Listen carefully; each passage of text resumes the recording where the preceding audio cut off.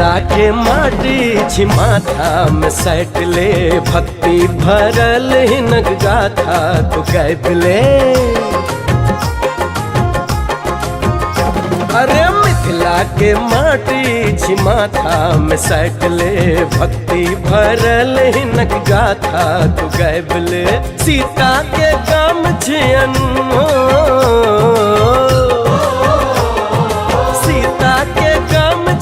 एक बेर ता आबिले। मिथिला के माटी छी माथा में सैटले, भक्ति भरल हिनक गाथा तू गाबिले।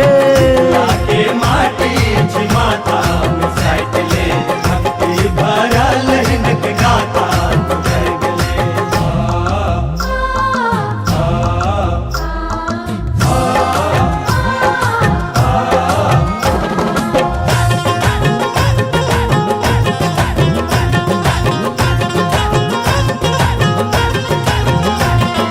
कमला सो कोसी सो पूछ ले बलान सो, जनकक ई बाग खिले मिथिला के नाम सो। देखलो हम मथुरा के एलिए हम काशी सो, पावन छे मिथिला ई चारू धाम सो। स्वर्गो से सुंदर छे स्वर्गो से सुंदर छे, नैना में राख ले मिथिला के माटी छी माथा में सैटले, भक्ति भरल हिनक गाथा तू गाबिले। के माटी छी माथा में सैटले, भक्ति भरल हिनक गाथा तू गाबिले।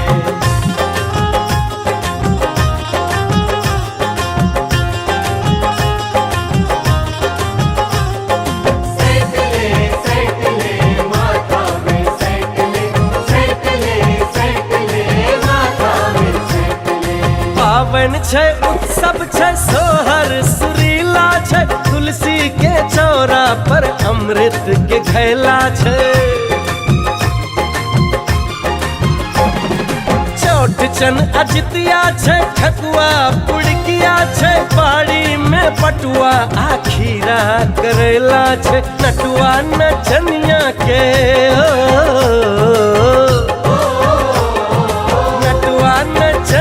के ठुमका पर नाच ले। मिथिला के माटी छी माथा में सैटले, भक्ति भरल हिनक गाथा तू गाबिले। के माटी छी माथा में सैटले, भक्ति भरल हिनक गाथा तू गाबिले।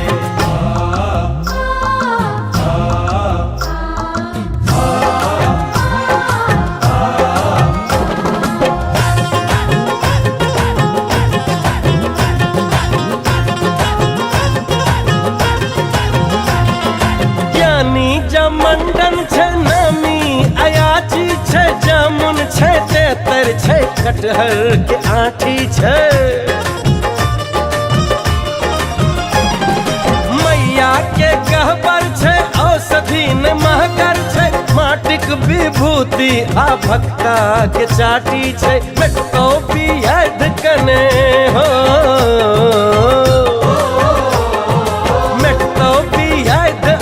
भक्ता के गाबिले। मिथिला के माटी छी माथा में सैटले, भक्ति भरल हिनक गाथा तू गाबिले। के माटी छी माथा में सैटले, भक्ति भरल हिनक गाथा तू गाबिले। मिथिला के माटी छी माथा में सैटले, भक्ति भरल हिनक गाथा तू गाबिले।